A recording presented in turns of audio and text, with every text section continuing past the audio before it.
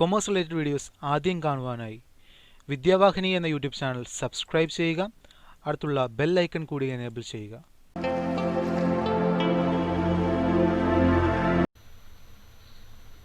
നമസ്കാരം, എല്ലാവർക്കും വിദ്യാവാഹിനി എന്ന യൂട്യൂബ് ചാനലിലേക്ക് സ്വാഗതം.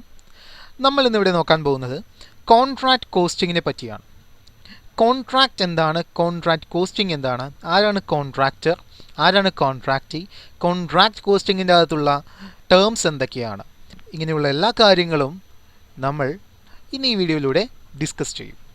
അപ്പോൾ നിങ്ങൾ ആദ്യമായാണ് ഈ യൂട്യൂബ് ചാനൽ കാണുന്നതെങ്കിൽ നിങ്ങൾ സബ്സ്ക്രൈബ് ചെയ്യുക, അടുത്തുള്ള ബെൽ ഐക്കൺ കൂടെ എനേബിൾ ചെയ്യുക. അപ്പോൾ നമുക്ക് നേരെ കോൺട്രാക്റ്റ് കോസ്റ്റിങ്ങിലേക്ക് കിടക്കാം. കോൺട്രാക്റ്റ് കോസ്റ്റിംഗ് എന്താണ്? അതിനു മുമ്പ് നമ്മൾ കോൺട്രാക്റ്റ് എന്താണെന്ന് അറിയണം. കോൺട്രാക്റ്റ് എന്ന് പറയുമ്പോൾ ഒരു എഗ്രിമെൻ്റാണ്, രണ്ട് പാർട്ടീസ് തമ്മിലുള്ള ഒരു എഗ്രിമെൻ്റാണ് ഒരു കോൺട്രാക്റ്റ് എന്ന് പറയുന്നത്. ലോ പറയുന്നത് an agreement enforceable by law is a contract എന്നാണ്. ഓക്കെ, ഒരു എഗ്രിമെൻ്റാണ്. ഓക്കെ, രണ്ട് പാർട്ടീസ് തമ്മിലുള്ള ഒരു എഗ്രിമെൻ്റാണ് എന്ത്, ഒരു കോൺട്രാക്റ്റ് എന്ന് പറയുന്നത്. കോൺട്രാക്റ്റ് കോസ്റ്റിംഗ് എന്ന് വെച്ചിട്ടുണ്ടെങ്കിൽ ഈ കോൺട്രാക്റ്റിൽ, അതായത് കൺസ്ട്രക്ഷൻ കമ്പനീസാണ് മെയിൻലി കോൺട്രാക്റ്റ് വർക്ക് ചെയ്യുന്നത്, അല്ലേ? ഈ കൺസ്ട്രക്ഷൻ കമ്പനീസ് എന്ന് പറയുമ്പോൾ എന്തൊക്കെ വരും? ഒരു ബിൽഡിംഗ് കമ്പനീസ് ആകാം, ഷിപ്പ് ബിൽഡിംഗ് ആകാം, അല്ലേ? ബ്രിഡ്ജസ് മേക്ക് ചെയ്യുന്ന കമ്പനീസ് ആകാം, അതേപോലെ തന്നെ ഡാംസ്, റോഡ്, അതേപോലുള്ള കൺസ്ട്രക്ഷൻ കമ്പനീസാണ് ഈ ഒരു കോൺട്രാക്റ്റിൻ്റെ അകത്ത് ഏർപ്പെടുന്നത്. ഓക്കെ, അപ്പോൾ ഈ കോൺട്രാക്റ്റ് കോസ്റ്റിംഗ് എന്ന് പറഞ്ഞിട്ടുണ്ടെങ്കിൽ ഈ ഒരു കൺസ്ട്രക്ഷൻ കമ്പനീസ് ഏർപ്പെടുന്ന കോൺട്രാക്റ്റിലുണ്ടാകുന്ന കോസ്റ്റിനെ കണ്ടുപിടിക്കുന്ന അല്ലെങ്കിൽ അസർറ്റെയിൻ ചെയ്യുന്ന ആ ഒരു പ്രോസസ്സിനെയാണ് എന്ന് വിളിക്കുന്നത് കോൺട്രാക്റ്റ് അക്കൗണ്ടിങ് എന്ന് വിളിക്കുന്നത്, അല്ലെങ്കിൽ കോൺട്രാക്റ്റ് കോസ്റ്റിംഗ് എന്ന് വിളിക്കുന്നത്. ഓക്കെ, അപ്പോൾ അതിനുള്ള ഡെഫിനിഷനാണ് ഇവിടെ തന്നിരിക്കുന്നത്. This form of specific order costing under which each contract is treated as a cost unit and cost are accumulated and ascertained separately for each contract. എന്ന് പറയുമ്പോൾ എന്താ, കോൺട്രാക്റ്റ് കോസ്റ്റിംഗ് എന്ന് പറഞ്ഞാൽ ഒരു സ്പെസിഫിക് ഓർഡർ കോസ്റ്റിങ്ങിൻ്റെ, അതായത് specific order costing, specific order costing എന്ന് പറഞ്ഞാൽ എന്താണ്? ഒരു കസ്റ്റമർ ഓർഡർ കൊടുക്കുമ്പോഴാണ് എന്ത് ചെയ്യുന്നത്, കോൺട്രാക്റ്റ് ചെയ്ത് കൊടുക്കുന്നത്, അല്ലേ? നമുക്കിപ്പോൾ ഒരു ബിൽഡിങ് കെട്ടണം, അല്ലെങ്കിൽ നമ്മുടെ ഹൗസ് ബിൽഡിങ് ചെയ്യണം, അല്ലേ? ഹൗസ് ബിൽഡ് ചെയ്യണം. അപ്പോൾ അങ്ങനെയാണെങ്കിൽ എന്ത് ചെയ്യണം? ഒരു കോൺട്രാക്ടറിനെ സമീപിച്ചിട്ട് നമ്മൾ എന്ത് ചെയ്യണം? ആ ഒരു ഓർഡർ കൊടുക്കണം, ഹൗസ് ബിൽഡ് ചെയ്യാനുള്ള ഒരു ഓർഡർ കൊടുക്കണം. അപ്പോൾ അതുകൊണ്ടാണെന്ന് പറയണം ഒരു സ്പെസിഫിക് ഓർഡർ കോസ്റ്റിംഗ് എന്ന് കോൺട്രാക്റ്റ് കോസ്റ്റിങ്ങിനെ പറയുന്നത്. അതേപോലെ തന്നെ പല പല കോൺട്രാക്റ്റുകൾ ആ ഒരു കോൺട്രാക്ടറിനുണ്ടാകും, അല്ലേ? അപ്പോൾ അങ്ങനെയുള്ള പല പല കോൺട്രാക്റ്റുകളെ, അതായത് ഓരോരോ കോൺട്രാക്റ്റുകളെയും ഓരോരോ കോസ്റ്റ് യൂണിറ്റുകളായിട്ടായിരിക്കും കണക്കാക്കുന്നത്. മനസ്സിലായോ? പല പല കോൺട്രാക്റ്റുകൾ ഒരു വ്യക്തിക്കുണ്ടാവും, ആ ഒരു കോൺട്രാക്ടറിനുണ്ടാവും. ഓക്കെ, അങ്ങനെയുള്ള ആ കോൺട്രാക്ടറിൻ്റെ പല പല കോൺട്രാക്റ്റുകളെ കോസ്റ്റ് യൂണിറ്റുകളെന്ന് വിളിക്കുന്നു. ഓക്കെ, അങ്ങനെ പല പല കോൺട്രാക്റ്റുകൾ ഉണ്ടാവുമല്ലോ. അപ്പോൾ ഈ എല്ലാ കോൺട്രാക്റ്റുകൾക്കും സെപ്പറേറ്റ് ആയിട്ട് അക്കൗണ്ട്സ് മെയിൻറ്റെയിൻ ചെയ്യണം. ഓക്കെ, എല്ലാ കോൺട്രാക്റ്റുകൾക്കും സെപ്പറേറ്റ് ആയിട്ട് അക്കൗണ്ട് മെയിൻറ്റെയിൻ ചെയ്യണം. അതൊക്കെയാണ് എന്ത് ഡെഫിനിഷൻ്റെ അകത്ത് പറയുന്നത്. എന്താണ്? Form of specific order costing under which each contract is treated as a cost unit and cost are accumulated and ascertained separately for each contract. Okay, ഇനി അടുത്തത് കോൺട്രാക്ടർ ആരാണ്, കോൺട്രാക്റ്റി ആരാണ്? കോൺട്രാക്ടർ എന്ന് പറഞ്ഞിട്ടുണ്ടെങ്കിൽ ആരാണോ കോൺട്രാക്റ്റ് ചെയ്ത് കൊടുക്കുന്നത് അയാളെ കോൺട്രാക്ടർ എന്ന് വിളിക്കുന്നു. കോൺട്രാക്ടർ എന്ന് പറഞ്ഞിട്ടുണ്ടെങ്കിൽ ഒരു പേഴ്സൺ ആകാം, അല്ലെങ്കിൽ ഒരു കമ്പനി ആകാം. പക്ഷെ കമ്പനി അല്ലെങ്കിൽ പേഴ്സൺ ആയിരിക്കും എന്ത് ചെയ്യുന്നത്, കോൺട്രാക്റ്റ് ചെയ്ത് കൊടുക്കുന്നത്. കോൺട്രാക്റ്റ് വർക്ക് ചെയ്ത് കൊടുക്കുന്നത് ഒരു കമ്പനി അല്ലെങ്കിൽ ഒരു പേഴ്സൺ ആകാം. ആ ഒരു കോൺട്രാക്റ്റ് വർക്ക് ചെയ്ത് കൊടുക്കുന്ന ആളെയാണ് കോൺട്രാക്ടർ എന്ന് വിളിക്കുന്നത്.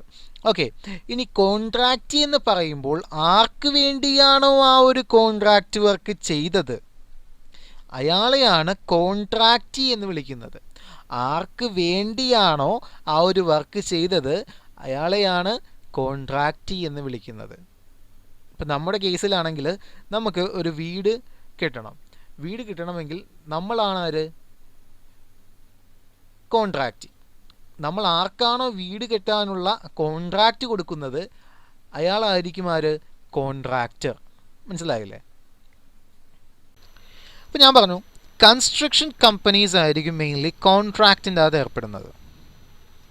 അപ്പോൾ ഈ കോൺട്രാക്ടർ എന്ത് ചെയ്യുമെന്ന് വെച്ചിട്ടുണ്ടെങ്കിൽ എല്ലാ വർഷത്തിൻ്റെയും അവസാനം ഒരു കോൺട്രാക്റ്റ് അക്കൗണ്ട് ഉണ്ടാക്കും. കോൺട്രാക്ടർ ഉണ്ടാക്കുന്ന അക്കൗണ്ടാണ് കോൺട്രാക്റ്റ് അക്കൗണ്ട്. ഓക്കെ, എല്ലാ വർഷത്തിൻ്റെയും അവസാനം എന്ത് ചെയ്യും? ഒരു കോൺട്രാക്റ്റ് അക്കൗണ്ട് ഉണ്ടാക്കും. ഈ എല്ലാ വർഷത്തിൻ്റെ അവസാനം കോൺട്രാക്റ്റ് അക്കൗണ്ട് ഉണ്ടാക്കുമ്പോൾ എല്ലാ കോൺട്രാക്റ്റും ആ വർഷാവസാനം തീരുമോ? ഇല്ലല്ലോ. എന്നുവെച്ചാൽ ഒരു ഷിപ്പ് ബിൽഡിങ്ങോ അല്ലെങ്കിൽ ഒരു റോഡിൻ്റെ കൺസ്ട്രക്ഷനോ അല്ലെങ്കിൽ ഒരു വലിയൊരു ഫ്ലാറ്റിൻ്റെ കൺസ്ട്രക്ഷനോ അങ്ങനെയുള്ള ഏതൊരു കൺസ്ട്രക്ഷൻ എടുത്താലും അത് അനേകം വർഷങ്ങളിലേക്ക് പോകും അല്ലേ? ഒരു 2-3 വർഷങ്ങൾ എടുത്തിട്ടേ അതൊരു കംപ്ലീഷനിലേക്ക് എത്തുള്ളൂ അല്ലേ? ആ പ്രോസസ്സ് കംപ്ലീറ്റ് ആകുന്നത് എപ്പോഴായിരിക്കും? 2-3 വർഷമൊക്കെ എടുക്കും അല്ലേ? ചിലപ്പോൾ ഒരു വർഷം കൊണ്ട് തന്നെ തീരും. കുഞ്ഞു വീടൊക്കെ ആണെങ്കിൽ ഒരു വർഷം കൊണ്ട് തന്നെ തീരും. പക്ഷേ വലിയ ഫ്ലാറ്റും അതേപോലെ തന്നെ ബ്രിഡ്ജസൊക്കെ ആണെങ്കിൽ, പാലങ്ങളൊക്കെ ആണെങ്കിൽ എന്താണ് സംഭവിക്കുന്നത്? അത് 2 വർഷവും 3 വർഷമൊക്കെ അത് അതിൻ്റെ കാലാവധിയല്ല, അതിൻ്റെ ഒരു കൺസ്ട്രക്ഷൻ നീണ്ടുപോകും. എന്നാൽ എല്ലാ വർഷത്തിൻ്റെയും അവസാനം ഈ ഒരു കോൺട്രാക്ടർ എന്ത് ചെയ്യും? ഒരു കോൺട്രാക്റ്റ് അക്കൗണ്ട് ഉണ്ടാക്കും. ഓക്കെ, അത് ആ കോൺട്രാക്റ്റ് അവസാനിച്ചാലും ഇല്ലെങ്കിലും എന്ത് ചെയ്യും? എല്ലാ വർഷത്തിൻ്റെയും അവസാനം എന്ത് ചെയ്യും? കോൺട്രാക്ടർ ഒരു കോൺട്രാക്റ്റ് അക്കൗണ്ട് ഉണ്ടാക്കും. ഓക്കെ, ആ ഒരു കോൺട്രാക്റ്റ് അക്കൗണ്ടിൻ്റെ ഡെബിറ്റ് സൈഡിൻ്റെ അകത്ത് എന്തായിരിക്കും? എക്സ്പെൻസസ് ആയിരിക്കും വരുന്നത്. ക്രെഡിറ്റ് സൈഡിൽ ഇൻകംസ് ആയിരിക്കും. ഈ ഒരു കോൺട്രാക്റ്റ് അക്കൗണ്ടിന് സ്പെസിഫിക് ആയിട്ടുള്ള ഒരു ഫോർമാറ്റ് ഒന്നുമില്ല. ഓക്കെ, ഇതിൻ്റെ ഡെബിറ്റ് സൈഡിൽ എന്തായിരിക്കും? എക്സ്പെൻസസും ക്രെഡിറ്റ് സൈഡിൽ ഇൻകംസും ആയിരിക്കും. ഓക്കെ, അപ്പോൾ ഈ എൻഡ് ഓഫ് ദ ഇയറിൽ വർക്ക് സർട്ടിഫൈഡ് ഉണ്ടാകും, വർക്ക് അൺസർട്ടിഫൈഡ് ഉണ്ടാകും, റീറ്റെൻഷൻ മണി ഉണ്ടാകും. ഇതൊക്കെ എന്തൊക്കെയാണെന്ന് നമുക്കൊന്ന് ഡീറ്റെയിൽ ആക്കി നോക്കാം. എന്താണ് വർക്ക് സർട്ടിഫൈഡ്, എന്താണ് വർക്ക് അൺസർട്ടിഫൈഡ്, എന്താണ് റീറ്റെൻഷൻ മണി എന്ന് നോക്കാം. വർക്ക് സർട്ടിഫൈഡ് എന്ന് പറഞ്ഞിട്ടുണ്ടെങ്കിൽ എന്തോരം വർക്ക് കംപ്ലീറ്റ് ചെയ്തിട്ടുണ്ടോ ആ ഒരു കംപ്ലീറ്റ് ചെയ്തിട്ടുള്ള വർക്കിൻ്റെ ഒരു പോർഷനാണ് വർക്ക് സർട്ടിഫൈഡ് എന്ന് പറയുന്നത്. ഈ ഒരു കംപ്ലീറ്റ് ചെയ്തിട്ടുള്ള വർക്കിനെ ഈ കോൺട്രാക്റ്റി, അതായത് ആരാണോ കോൺട്രാക്റ്റ് കൊടുക്കുന്നയാൾ, അയാൾ എന്ത് ചെയ്യും? ഒരു ആർക്കിടെക്റ്റിനെയോ അല്ലെങ്കിൽ ഒരു സർവേയറിനെയോ വെച്ചിട്ട് എന്ത് ചെയ്യും? ഇതിനെ എക്സാമിൻ ചെയ്യും. എന്നിട്ട് എന്ത് ചെയ്യും? അപ്രൂവൽ കൊടുക്കും. ഇത്രയും വർക്ക് കംപ്ലീറ്റ് ചെയ്തിട്ടുണ്ട്, നല്ല രീതിയിൽ തന്നെ കംപ്ലീറ്റ് ചെയ്തിട്ടുണ്ടെന്നുള്ള ഒരു സർട്ടിഫിക്കറ്റ് കൊടുക്കും, അല്ലെങ്കിൽ ഒരു അപ്രൂവൽ കൊടുക്കും. ഓക്കെ, ആ ഒരു അപ്രൂവലിനെ പറയുന്ന പേരാണ് എന്ത്? വർക്ക് സർട്ടിഫൈഡ് എന്ന് പറയുന്നത്. ഓക്കെ, ഇനി വർക്ക് അൺസർട്ടിഫൈഡ് എന്ന് പറഞ്ഞിട്ടുണ്ടെങ്കിൽ ഇതും ആ കംപ്ലീറ്റ് ചെയ്തിട്ടുള്ള വർക്കിൻ്റെ ഒരു പോർഷൻ തന്നെയാണ്. പക്ഷേ ഇതെന്തല്ല, ഇത് കോൺട്രാക്റ്റിയുടെ ആർക്കിടെക്റ്റ് അല്ലെങ്കിൽ സർവേയർ എന്ത് ചെയ്തിട്ടില്ല? ഇതിനെ അപ്രൂവ് ചെയ്തിട്ടില്ല. ഓക്കെ, കോൺട്രാക്റ്റിയുടെ സർവേയർ അല്ലെങ്കിൽ ആർക്കിടെക്റ്റ് എന്ത് ചെയ്യുന്നില്ല? ഇതിനെ അപ്രൂവ് ചെയ്തിട്ടില്ല. അതായത് ഇപ്പോൾ നമ്മുടെ ഒരു വീടിൻ്റെ പണിയാണെങ്കിൽ ആ ഒരു വീടിൻ്റെ പണിയിൽ വർഷാവസാനം നോക്കാൻ നേരത്ത് എന്താ സംഭവിച്ചേക്കണം? ഒരു ജനലിൻ്റെ ഒരു കമ്പി പിടിപ്പിച്ചിട്ടില്ല, അതേപോലെ ഒരു വാതിലിൻ്റെ ചില പോർഷൻസ് ഒന്നും ഫിറ്റ് ചെയ്തിട്ടില്ല, ഒരു ഷവർ പിടിപ്പിച്ചിട്ടില്ല എന്നുള്ള ചെറിയ മൈന്യൂട്ടായിട്ടുള്ള കുറച്ച് വർക്ക് ഉണ്ടാവും അല്ലേ? അപ്പോൾ അങ്ങനെയുള്ള വർക്കൊക്കെ നോക്കിയിട്ട് ഈ ഒരു കുറച്ച് പോർഷൻ വർക്കിന് എന്ത് ചെയ്തിട്ടില്ലെന്ന് പറയും? കംപ്ലീറ്റ് ചെയ്തിട്ടില്ല എന്ന് ആര് പറയും? ഈ കോൺട്രാക്റ്റിയുടെ ആർക്കിടെക്റ്റ് അല്ലെങ്കിൽ സർവേയർ പറയും. അങ്ങനെയുള്ള വർക്കിനെയാണ് വർക്ക് അൺസർട്ടിഫൈഡ് എന്ന് പറയുന്നത്. എന്ന് വെച്ചിട്ടുണ്ടെങ്കിൽ എന്താണ്? കോൺട്രാക്റ്റിയുടെ ആർക്കിടെക്റ്റ് അല്ലെങ്കിൽ സർവേയർ അപ്രൂവൽ കൊടുക്കാത്ത കംപ്ലീറ്റ് ആയിട്ടുള്ള വർക്കിൻ്റെ ഒരു പോർഷനെയാണ് വർക്ക് അൺസർട്ടിഫൈഡ് എന്ന് പറയുന്നത്. ഓക്കെ, അപ്രൂവൽ കൊടുത്തിട്ടുള്ളതിനെ എന്ത് വിളിക്കുന്നു? വർക്ക് സർട്ടിഫൈഡ് എന്നും അപ്രൂവൽ കൊടുക്കാത്തതിനെ വർക്ക് അൺസർട്ടിഫൈഡ് എന്ന് വിളിക്കുന്നു. അടുത്താണ് റീറ്റെൻഷൻ മണി.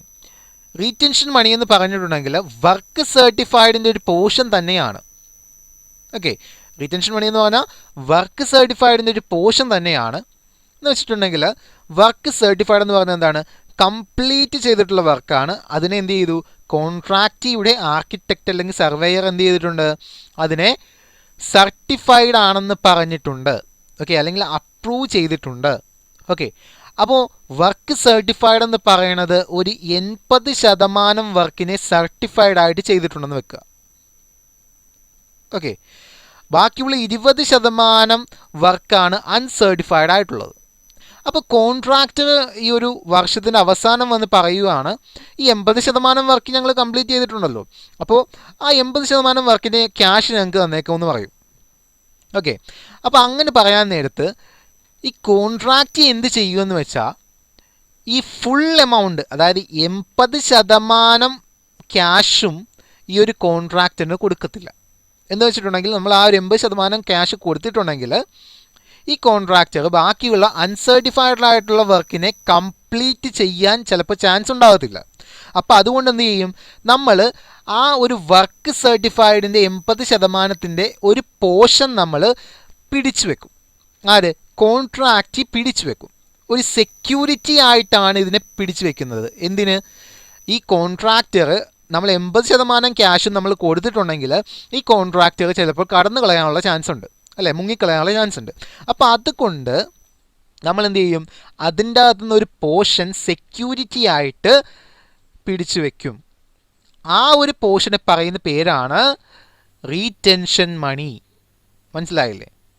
ഓക്കെ, ഇനി അടുത്തതാണ് വർക്ക് ഇൻ പ്രോഗ്രസ്. എന്ന് വെച്ചിട്ടുണ്ടെങ്കിൽ ഞാൻ പറഞ്ഞു ഒരു വർഷം കൊണ്ട് ഈ ചില പ്രോജക്റ്റ് ഒന്നും കംപ്ലീറ്റ് ആകത്തില്ല, അല്ലേ? അപ്പോൾ എന്താണ് ആ ഒരു പ്രോസസ്സ് എന്ന് വെച്ചാൽ വർക്ക് കംപ്ലീറ്റ് ആകുന്നതിലേക്കുള്ള ഒരു പ്രോസസ്സ്, അല്ലേ? കംപ്ലീറ്റ് ആകും, പക്ഷേ ഇപ്പോൾ കംപ്ലീറ്റ് അല്ല. വർക്ക് കംപ്ലീറ്റ് ആകും, പക്ഷേ ഇപ്പോൾ കംപ്ലീറ്റ് അല്ല. ഇത് കംപ്ലീറ്റ് ആകുന്ന എപ്പോഴായിരിക്കും? കുറച്ച് നാളുകൾക്ക് ശേഷം ഇത് കംപ്ലീറ്റ് ആകും. അങ്ങനെയുള്ള വർക്കിനെയാണ് എന്ന് പറയുന്നത് വർക്ക് ഇൻ പ്രോഗ്രസ് എന്ന് വിളിക്കുന്നത്. ഓക്കെ, വർക്ക് ഇപ്പോൾ കംപ്ലീറ്റ് അല്ല, പക്ഷേ ഫ്യൂച്ചറിൽ എന്താകും? ചിലപ്പോൾ കംപ്ലീറ്റ് ആകേക്കാം. ഓക്കെ, അങ്ങനെയുള്ള വർക്കിനെയാണ് വർക്ക് ഇൻ പ്രോഗ്രസ് എന്ന് വിളിക്കുന്നത്. ഇനി അടുത്ത ടേമാണ് പ്രോഫിറ്റ് ഓൺ ഇൻകംപ്ലീറ്റ് കോൺട്രാക്റ്റ്. എന്ന് വെച്ചാൽ പ്രോഫിറ്റ്, ഞാൻ പറഞ്ഞു ഒരു കോൺട്രാക്റ്റ് എന്ന് പറയണത് 1 വർഷമോ 2 വർഷമോ 3 വർഷമോ നീണ്ടുപോകാം. പക്ഷേ എല്ലാ വർഷത്തിൻ്റെയും അവസാനം എന്ത് ചെയ്യും? കോൺട്രാക്റ്റ് അക്കൗണ്ട് കോൺട്രാക്ടർ ഉണ്ടാക്കും, പ്രിപ്പയർ ചെയ്യും, അല്ലേ? അപ്പോൾ ഈ കോൺട്രാക്റ്റ് അക്കൗണ്ട് ഉണ്ടാക്കാൻ നേരത്ത് ഡെബിറ്റ് സൈഡും ക്രെഡിറ്റ് സൈഡും കൂടെ നോക്കിയിട്ട് എന്ത് ചെയ്യും? പ്രോഫിറ്റ് ആണോ ലോസ് ആണോ എന്ന് നിശ്ചയിക്കും. അങ്ങനെ ഉണ്ടാകുന്ന പ്രോഫിറ്റിനെ, അല്ലേ? ഇപ്പോൾ ഇൻകം സൈഡ് കൂടുതലും എക്സ്പെൻസ് സൈഡ് കുറവാണെങ്കിൽ പ്രോഫിറ്റ് ഉണ്ടാവുമല്ലോ. അപ്പോൾ അങ്ങനെ ഉണ്ടാകുന്ന പ്രോഫിറ്റിനെയാണ് നോഷണൽ പ്രോഫിറ്റ് എന്ന് വിളിക്കുന്നത്. ഓക്കെ, എന്ന് വെച്ചാൽ കംപ്ലീറ്റ് ആകാത്ത വർക്ക്, കംപ്ലീറ്റ് ആകാത്ത ഒരു കോൺട്രാക്റ്റ് ആണ്. ആ കോൺട്രാക്റ്റിൻ്റെ അകത്ത് എന്ത് വന്നു? ആ വർഷാവസാനം ഒരു എന്ത് നടത്തി? ഒരു കോൺട്രാക്റ്റ് അക്കൗണ്ട് ഉണ്ടാക്കിയപ്പോൾ എന്ത് സംഭവിച്ചു? ഇൻകം സൈഡ് കൂടുതലായിരുന്നു എക്സ്പെൻസ് സൈഡിനേക്കാളും. അപ്പോൾ എന്തുണ്ടായി? ഒരു പ്രോഫിറ്റ് ഉണ്ടായി. ആ ഒരു പ്രോഫിറ്റിനെ വിളിക്കുന്നതാണ് നോഷണൽ പ്രോഫിറ്റ് എന്ന്. ഓക്കെ, പ്രോഫിറ്റ് ആയിരിക്കില്ല, അതിൻ്റെ പേരെന്താണ്? നോഷണൽ പ്രോഫിറ്റ് എന്നായിരിക്കും.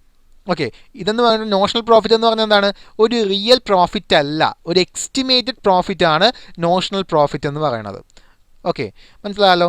ശരിക്കുമുള്ള പ്രോഫിറ്റ് അല്ല, ഇതൊരു എസ്റ്റിമേറ്റഡ് പ്രോഫിറ്റ് ആണ്. എന്ന് വെച്ചിട്ടുണ്ടെങ്കിൽ ആ ഒരു വർഷം നടന്നിട്ടുള്ള ഇൻകം ഓവർ എക്സ്പെൻസിനെയാണ് എന്ന് വിളിക്കുന്നത് നോഷണൽ പ്രോഫിറ്റ് എന്ന് വിളിക്കുന്നത്. ഓക്കെ, ഇനി പ്രോഫിറ്റ് ഓൺ ഇൻകംപ്ലീറ്റ് കോൺട്രാക്റ്റ് എങ്ങനെ കണ്ടുപിടിക്കും എന്നുള്ള കാര്യമാണ് നമ്മൾ നോക്കാൻ പോകുന്നത്. അപ്പോൾ ആദ്യം നമ്മൾ എന്ത് ചെയ്യുമെന്ന് വെച്ചിട്ടുണ്ടെങ്കിൽ വർക്ക് സർട്ടിഫൈഡ്, നമ്മൾ പറഞ്ഞില്ലേ വർക്ക് സർട്ടിഫൈഡ് എന്താണെന്ന്. അപ്പോൾ ആ വർക്ക് സർട്ടിഫൈഡിനെയും കോൺട്രാക്ട് പ്രൈസിനെയും കൂടെ കമ്പയർ ചെയ്യും. ആദ്യം എന്ത് ചെയ്യും? വർക്ക് സർട്ടിഫൈഡിനെയും കോൺട്രാക്ട് പ്രൈസിനെയും കൂടെ കമ്പയർ ചെയ്യും. അങ്ങനെ കമ്പയർ ചെയ്യുമ്പോൾ വർക്ക് സർട്ടിഫൈഡ് കോൺട്രാക്ട് പ്രൈസിൻ്റെ 15% അതിൽ കുറവോ ആണെങ്കിൽ എന്ത് ചെയ്യും? ടോട്ടൽ എമൗണ്ടും എന്താണ് എക്സ്പെൻസസ് കുറവാണ്, ഇൻകത്തിനേക്കാളും എക്സ്പെൻസസ് കുറവാണെങ്കിൽ എന്തുണ്ടാവും? പ്രോഫിറ്റ് ഉണ്ടാവും അല്ലേ? അപ്പോൾ അത് നോഷണൽ പ്രോഫിറ്റ് ആണോ, അത് ടോട്ടലും പ്രോഫിറ്റിലേക്ക് വിടുവോ, നോഷണൽ പ്രോഫിറ്റിലേക്ക് വിടുവോ ഇല്ലയോ എന്നുള്ള കാര്യങ്ങളാണ് നമ്മളിപ്പോൾ പറയാൻ പോകണം കേട്ടോ. അപ്പോൾ എന്താണ് സംഭവിച്ചത്? വർക്ക് സർട്ടിഫൈഡ് കോൺട്രാക്ട് പ്രൈസിൻ്റെ 15% അതിൽ കുറവോ ആണെങ്കിൽ ആ കിട്ടുന്ന പ്രോഫിറ്റിൻ്റെ എമൗണ്ട് ഉണ്ടാവുമല്ലോ, ഒരു എമൗണ്ട് കിട്ടുമല്ലോ, ആ എമൗണ്ട് നോഷണൽ പ്രോഫിറ്റിലേക്ക് വിടില്ല. അതിന് പകരം ആ ഒരു എമൗണ്ട് എന്ത് ചെയ്യും? WIP അല്ലെങ്കിൽ റിസർവ്സിലേക്ക് വിടും. റിസർവ്സ് ആയിട്ട് എന്ത് ചെയ്യും? WIP അതായത് വർക്ക് ഇൻ പ്രോഗ്രസ് അക്കൗണ്ടിലേക്ക് വിടും. മനസ്സിലായോ എന്താ പറഞ്ഞത്? ഈ വർക്ക് സർട്ടിഫൈഡ് എന്നുള്ളത് കോൺട്രാക്ട് പ്രൈസിനേക്കാളും 15% അതിൽ കുറവോ ആണെങ്കിൽ എന്ത് ചെയ്യും? ടോട്ടൽ കിട്ടുന്ന എമൗണ്ടും, അതായത് ബാലൻസ് ചെയ്ത് കിട്ടുന്ന എമൗണ്ട് ആണ് കേട്ടോ, ആ ബാലൻസ് ചെയ്ത് കിട്ടുന്ന ടോട്ടൽ എമൗണ്ട് എന്ത് ചെയ്യും? റിസർവ്സിലേക്ക് വിടും, അല്ലെങ്കിൽ WIP അതായത് വർക്ക് ഇൻ പ്രോഗ്രസ് അക്കൗണ്ടിലേക്ക് വിടും. ഓക്കെ, ഇനി അടുത്ത കേസ്, വർക്ക് സർട്ടിഫൈഡ് എന്ന് പറയുന്നത് കോൺട്രാക്ട് പ്രൈസിൻ്റെ 15% കൂടുതലാണ്, പക്ഷേ 50% കുറവാണ്. അങ്ങനെയെങ്കിൽ എന്ത് ചെയ്യും? 1/3 into notional profit into cash received by work certified എന്ന് ചെയ്ത് കിട്ടുന്ന ആ ഒരു എമൗണ്ട് ആയിരിക്കും നമ്മൾ എന്ത് ചെയ്യുന്നത്? നോഷണൽ പ്രോഫിറ്റിലേക്ക് വിടുന്നത്. ഓക്കെ, എന്താണ് പറഞ്ഞത്? ഇങ്ങനെ ചെയ്ത് കിട്ടുന്ന എമൗണ്ട് ആണ് എന്ത് ചെയ്യുന്നത്? നോഷണൽ പ്രോഫിറ്റിലേക്ക് വിടുന്നത്. ബാലൻസ് ഉള്ള എമൗണ്ട് എന്ത് ചെയ്യും? WIPയിലേക്ക് വിടും. ഓക്കെ, അപ്പോൾ എന്താണ്? വർക്ക് സർട്ടിഫൈഡ് എന്ന് പറയുന്നത് കോൺട്രാക്ട് പ്രൈസിൻ്റെ 15%-ലും കൂടുതലാണ്, പക്ഷേ 50%-ലും കുറവാണ്. അങ്ങനെയെങ്കിൽ എന്ത് ചെയ്യും?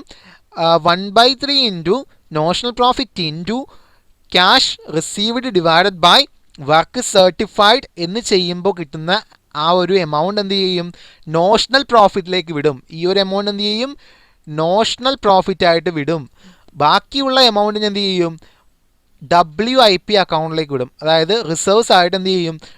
WIP അക്കൗണ്ട്, അതായത് വർക്ക് ഇൻ പ്രോഗ്രസ്സിലേക്ക് വിടും.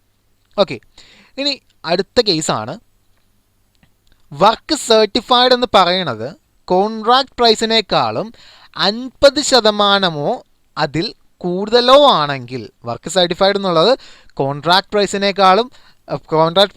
50% അതിൽ കൂടുതലോ ആണെങ്കിൽ, അല്ലേ, more than of equal to 50% ആണെങ്കിൽ എന്തായിരിക്കും ചെയ്യുന്നതെന്ന് നമുക്ക് നോക്കാം. ഇവിടെ എന്തായിരുന്നു? 1/3 ആയിരുന്നു. ഇവിടെ ജസ്റ്റ് 2/3 ആക്കിയാൽ മതി. ഓക്കെ, 2/3 ആക്കിയാൽ മതി. 1ൻ്റെ അകത്ത് നിന്ന് മാറിയിട്ട് 2 ആകുക. അപ്പോൾ എന്താണ്? 2/3 ആകും. അപ്പോൾ 2/3 into notional profit into cash received by work certified എന്ന് കിട്ടുന്ന എമൗണ്ട് എന്ത് ചെയ്യും? ഈ ഒരു നോഷണൽ പ്രോഫിറ്റിലേക്ക് വിടും. Okay, 2/3 into notional profit into cash received divided by work certified എന്ന് കിട്ടുന്ന എമൗണ്ട് എന്ത് ചെയ്യും? നോഷണൽ പ്രോഫിറ്റിലേക്ക് വിടും. ബാലൻസ് ഉള്ള എമൗണ്ട് എന്ത് ചെയ്യും? WIP അഥവാ റിസർവ്സിലേക്ക് വിടും. WIPയുടെ പേരെന്താണ്? വർക്ക് ഇൻ പ്രോഗ്രസ്സിലേക്ക് വിടും. ഓക്കെ, അപ്പോൾ നിങ്ങൾക്ക് ഈ വീഡിയോ ഇഷ്ടമായെങ്കിൽ നിങ്ങൾ ലൈക്ക് ചെയ്യുക, ഇഷ്ടമായില്ല എങ്കിൽ ഡിസ്ലൈക്ക് ചെയ്യുക, കൂട്ടുകാരിലേക്ക് ഷെയർ ചെയ്യുക, ചാനൽ സബ്സ്ക്രൈബ് ചെയ്തില്ലെങ്കിൽ സബ്സ്ക്രൈബ് ചെയ്യുക.